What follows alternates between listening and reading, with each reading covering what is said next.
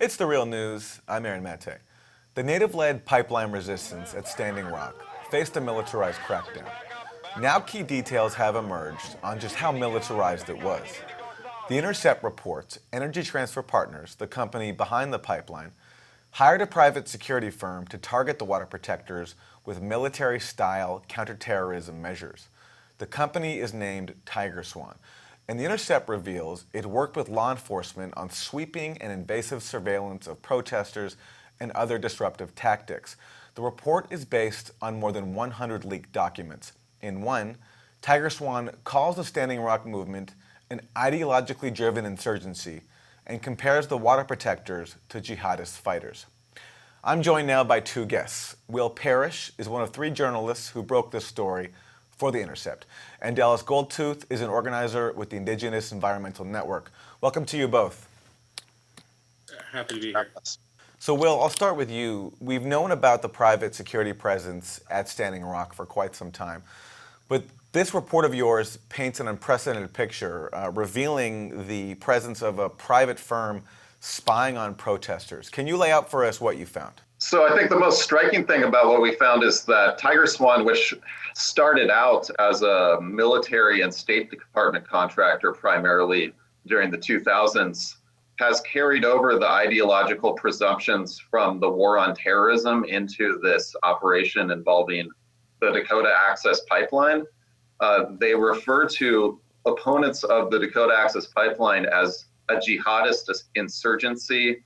They talk about drawing on the lessons they've learned in being involved in military battlefields in Iraq and Afghanistan, applying those to the situation involving the Dakota Access Pipeline. So they portray the water protector movement in the most menacing light I could possibly imagine. And they use tactics that reflect that mindset. They tasked infiltrators with going into the camps, into the protests, and fomenting division, gathering information on protesters' plans and their backgrounds.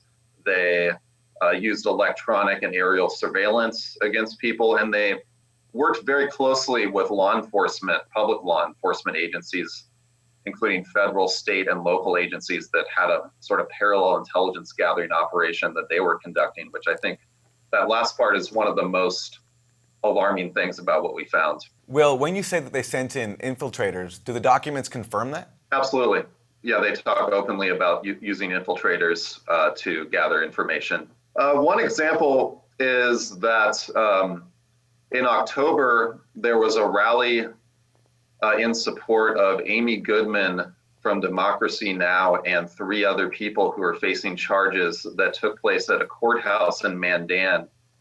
They've been charged with being involved in a riot, supposedly, in September. And in one of the documents we got, TigerSwan talks about how they are going to send in an infiltrator to pose as a protester and use their cell phone to collect audio and video evidence, of whatever they were trying to gather on people.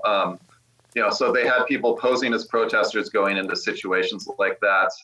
And one of the most interesting things in the leaked documents that we got was that they talked about the importance of exploiting divisions between native and non-native people in order to so-called delegitimize the opposition to the Dakota Access Pipeline. So over and over again in the documents that we have, they keep sort of a running tally of different divisions that they've detected or observed at the camps.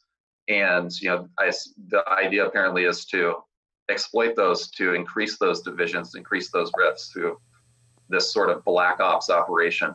So Dallas Goldtooth, you were on the ground for a long time at Standing Rock. Hearing now this internal account of the tactics that were used against the water protectors, how does that square with what you experienced? News of this leak and the various tactics that were used by TigerSwan, although it's very terrifying, is not surprising.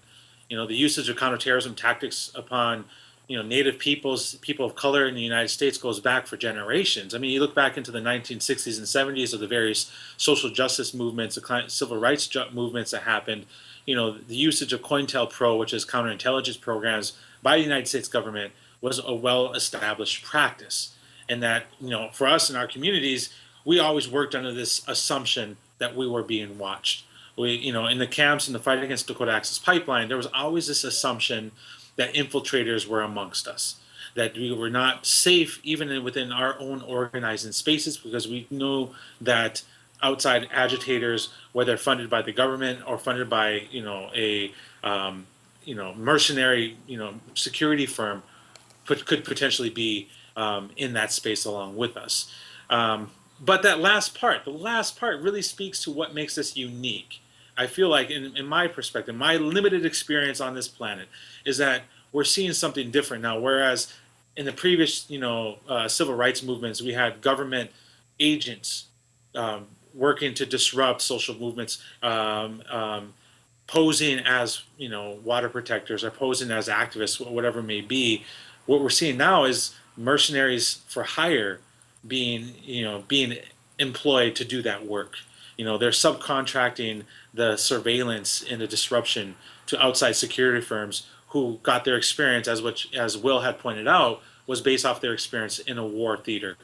And so it is no surprise to me that we are seeing in their descriptions, TigerSwan's descriptions, as insurgents, are clarified as potentially being religiously fanatics or religious extremism. And what happened on the ground, what continues to be a core part of our fight, is far from the fact. We're merely just common people standing up to protect our rights as Indigenous peoples and to defend the sacredness of Mother Earth. And we're not, at the very core of our principles, there's no advocation for violence. Is clear adherence to the principles of nonviolent direct action.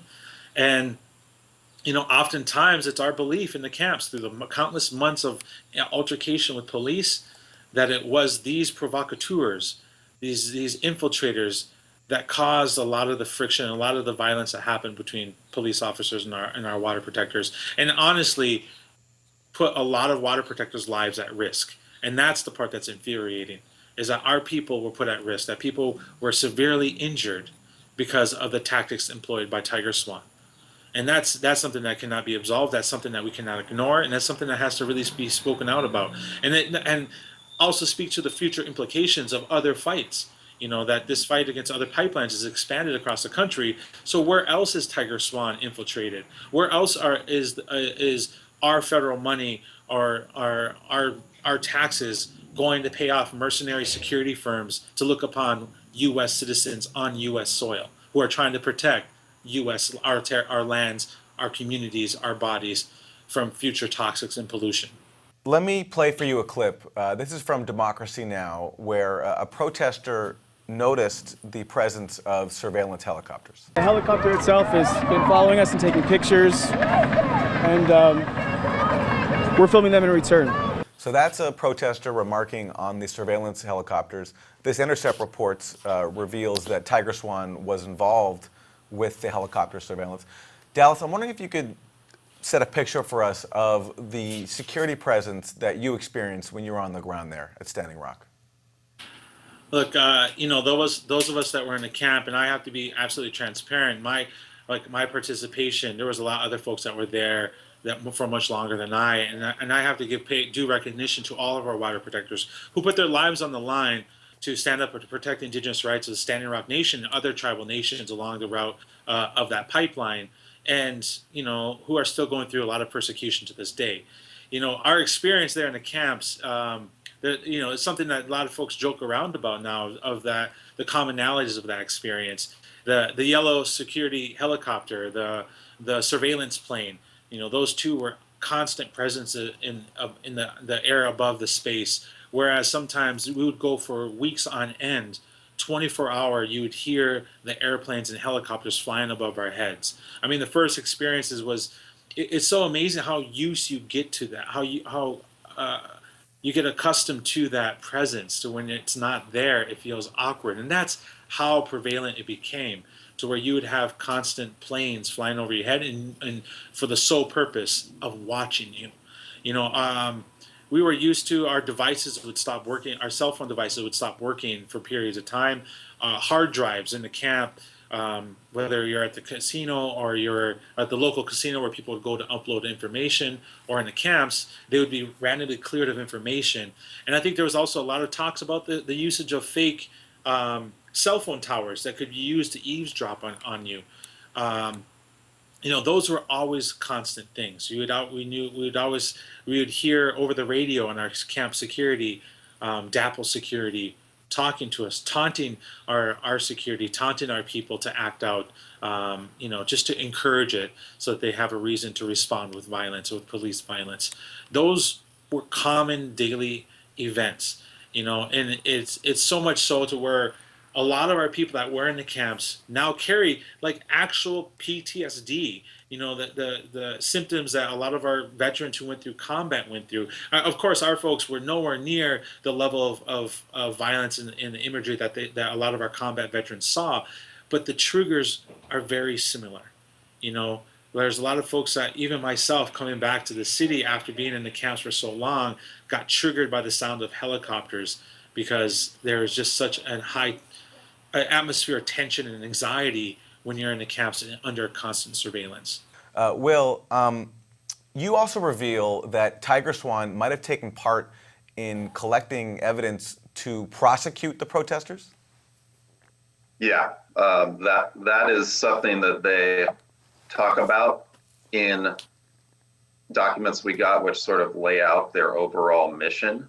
And we've seen that in practice too. You know, I've been doing some reporting, just doing research and interviewing people for upcoming stories specifically about prosecutions of people who are involved in protests at Standing Rock. And in a major federal felony case involving five or I think actually 6 people now who are accused of being part of a highway blockade in October, the main evidence in court documents that I've looked at to support those felony prosecutions where people face years in prison potentially comes from TigerSwan, or comes from the overall private security operation that TigerSwan was overseeing. So photos and videos that were collected in aerial surveillance is the main evidence in these cases. And as I'm sure Dallas will, can recall or vouch for, the FAA, Federal Aviation Administration, actually had a no-fly zone in place that restricted any overflights to those of just law enforcement aircraft. So the fact that the private security planes were flying over collecting this evidence that is now being used in these prosecutions, in effect means that private corporations have been deputized to collect the surveillance and information to support prosecution of people protesting that exact same corporation. So it's crossing a threshold that I think is really dangerous and disturbing. Let me go to one clip just to give people a fuller picture of what TigerSwan was up to. They also created social media posts. And in this video clip, a man, Robert Rice, who worked for TigerSwan, doesn't identify himself as working for TigerSwan, but he posts a video aimed at the residents of North Dakota. Now, let us be clear. We are not against peaceful protesting. However, many of the members of this cell have been part of the destruction in Standing Rock last year. And they've all been posting regularly on social media about how they refuse to be part of society. That means constantly asking for money and support from locals. We are not here to convince you they shouldn't be welcomed into your community. We just want to make you aware of the full situation to keep you informed. So Dallas, I love that quote because he says, we just want to make you aware of the full situation to keep you informed, but he doesn't reveal that he's a paid contractor for a private security company, effectively making propaganda aimed at turning North Dakota residents against the Standing Rock water protectors. Of course not. Of course not. With all these, like this clear collusion between a corporation and, law enforcement. You can't expose yourself to, you can't expose your audience to the truth that you're merely spinning falsities and lies for the benefit of law enforcement to inflict more damage and more violence upon peaceful water protectors. There was a we all knew that there was this, those of us that were doing media communications work in the camp and even just common people knew that there was this media spin that was going out there and that was really being fed into all these right-wing conservative outlets that spoke to a wide range of absurdities. I mean, it got so crazy that there was one news article, there's a report that people were shooting bows and arrows at airplanes. I mean, come on! It's so it's so tainted with the tinge of racism that it could not be ignored. And I think that there was all these accusations that ranchers and farmers' livestock were going missing, but there's been no viable evidence to prove that.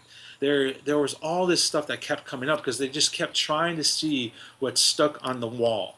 And I think I really speak. I think it really was awesome, amazing alternative news outlets and just kick-ass independent journalists is what really made that spin, the conservative spin, the pro-pipeline spin, such a minority in the social space.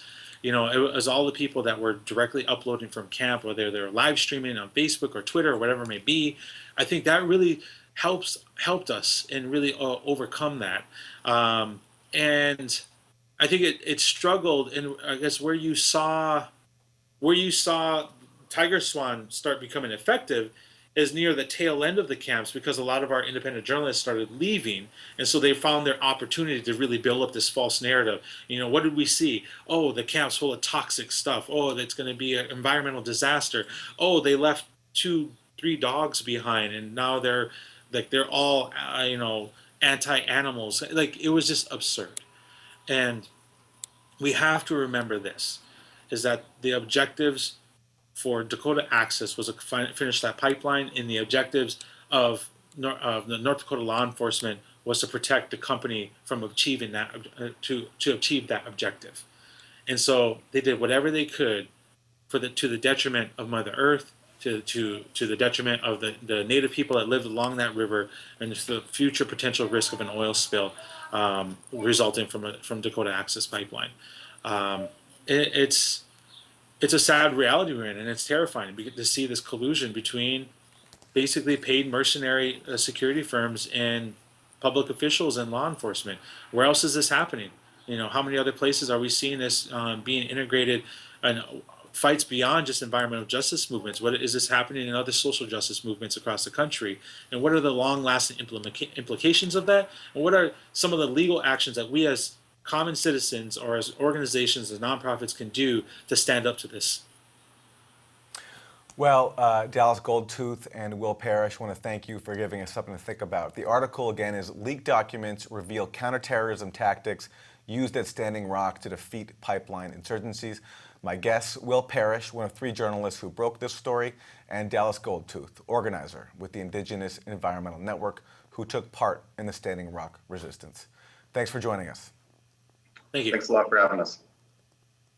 And thank you for joining us on The Real News.